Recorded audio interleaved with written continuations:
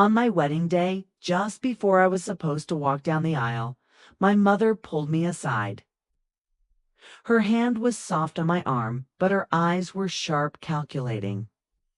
"Sign these papers, Rachel," she whispered, sliding a manila envelope into my hands. "Do it now before the ceremony, and the land won't be an issue anymore." For a second, I thought she was joking. But when I opened the envelope and saw the transfer documents, the deed to my grandfather's mountain lodge, and the 200 acres of forest he'd left me, my chest turned to stone. "I'm not signing this," I said. My mother's smile didn't reach her eyes. "If you want to start your new life in peace, sweetheart, you will. Your brother is counting on it." I tore the papers in half, my fingers shaking. She didn't argue. She just walked away, her lips pressed thin, as if she already had another plan. At 29, I had poured every ounce of myself into that lodge. Okay? Grandpa left it to me when he died, saying I was the only one who saw the land the way he did. I spent years restoring the cabins, building trails, creating an eco-retreat where families could learn about nature and sustainability. It was my purpose, my sanctuary. It's my family, though. It was a payday waiting to happen. The reception was still buzzing that evening when I spotted my older brother, Daniel, standing with a group of men in dark suits. They weren't guests. They were contractors. One of them carried a map of the property. My stomach dropped.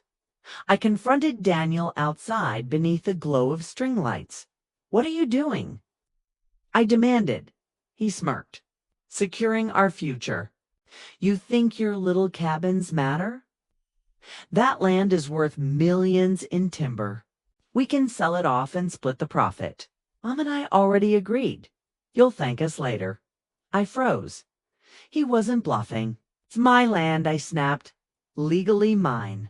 "Not for long," he said, and walked away. 2 mornings later, I woke to the sound of chainsaws. At first I thought I was dreaming, but then came the crash of trees falling, the metallic grind of machinery. I ran outside barefoot to the edge of the forest. Men in helmets were marking trees with bright orange spray paint.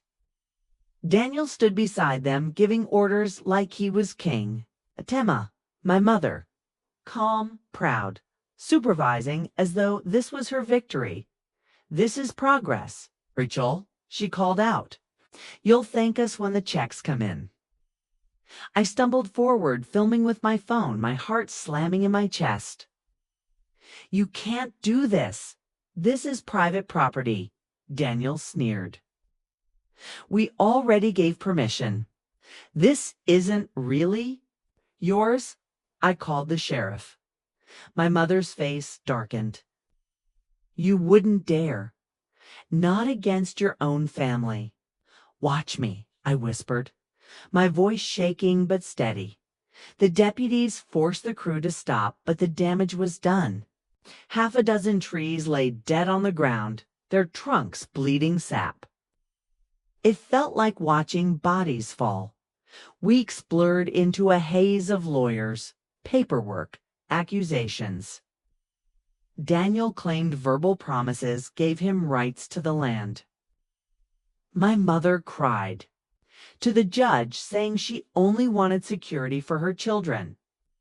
Online, they painted me as selfish, ungrateful, unworthy of the gift Grandpa had given me. But Grandpa had prepared me.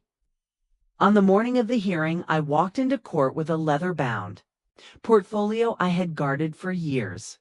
Inside were letters, audio recordings, and one notarized statement written just before he died.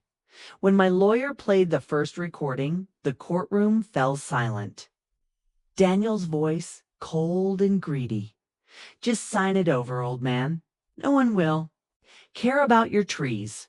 A mother chimed in too, her tone sweet but sharp. "Think of the money, father. Don't let Rachel waste it." Objections flew, overruled, letter after letter followed, each one proof of years of manipulation. of their schemes to take what wasn't theirs. Finally, I handed over the statement. Grandpa's voice echoed through the room, strong even in his absence. The land is not to be divided. It belongs to Rachel alone. If anyone contests her ownership, they forfeit their inheritance. Daniel's face drained of color. My mother gasped, and then came the explosion. Daniel's scream echoing across the courtroom. You knew and still let us fight. The judge's gavel slammed. Case closed. They withdrew their claim before the day ended, but I knew it wasn't over.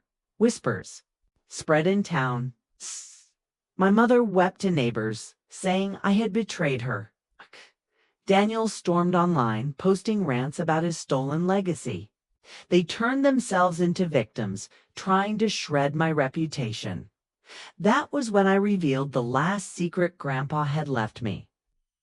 In the portfolio lay geological surveys, reports sealed in his handwriting. Beneath the forest was not just soil and trees. A natural spring ran through the mountain, rich in minerals, pure enough to be bottled and worth millions in water rights. Daniel's obsession, my mother's urgency, it all made sense. They hadn't cared about cabins or timber. They'd wanted what lay hidden underground. My lawyer laid the documents before the court. Long side contracts Daniel had already signed with an international mining company. The betrayal was deeper than I imagined. The judge didn't hesitate.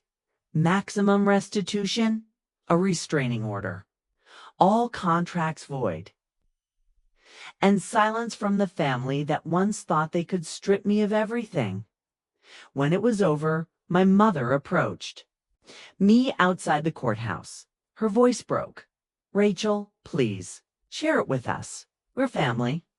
I looked at her for a long time, and then I smiled, not with anger, not with triumph, but with the tired certainty of someone who had survived.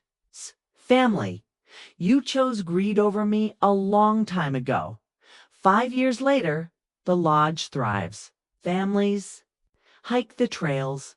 Children learn about conservation, and the forest grows stronger each season. The spring remains untouched, feeding the land the way it always has. Daniel and my mother are gone from town. Their reputations ruined. Their ambitions withered sometimes. Daniel's kids reach out, curious about the land they thought would be theirs. I let them visit. I show them the trees, the spring, legacy Grandpa truly left behind. Every morning I walk the forest paths, hear the water flowing beneath my feet, and remember, the land was never theirs to take. It was always mine to protect. Sometimes revenge isn't loud or violent. Sometimes it's just standing your ground long enough for the truth to rise like spring water through the soil.